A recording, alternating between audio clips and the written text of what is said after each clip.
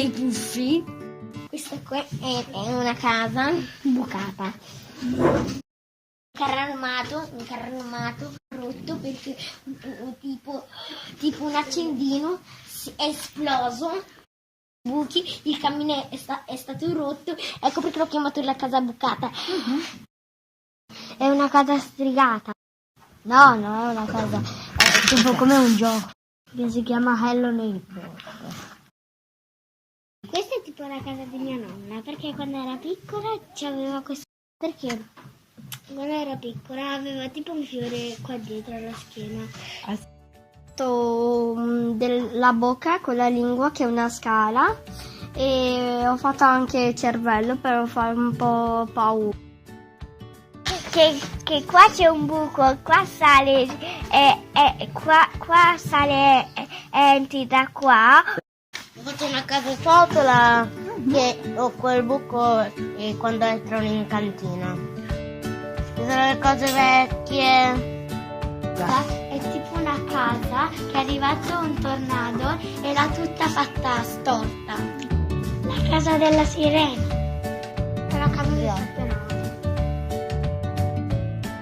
Qua è il telescopio. E questi qua sono degli alberi. Casa di zucca.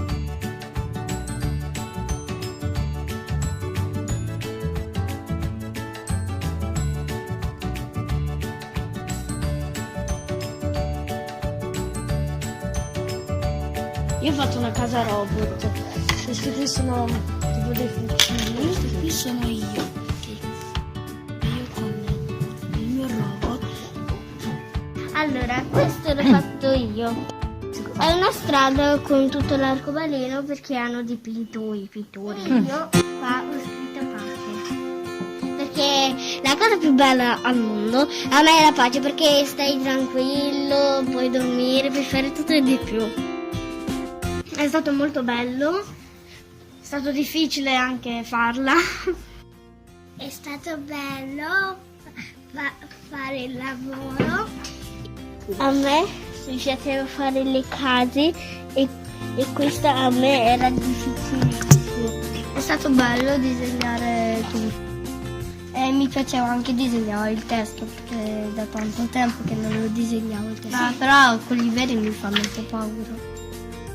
A me mi è piaciuto tanto fare questo lavoro. A me mi è piaciuto fare quei cartoncini e dopo scrivere, fare le tabelline con Jeremy, che le ho visto. Là c'era la scuola della mia maestra. A me mi è fatto difficile per tagliare questo. È stato bello, è stato un po' difficile fare la casa dalla strada per arrivare da Froza, da Chan e da Manuel e da Modi.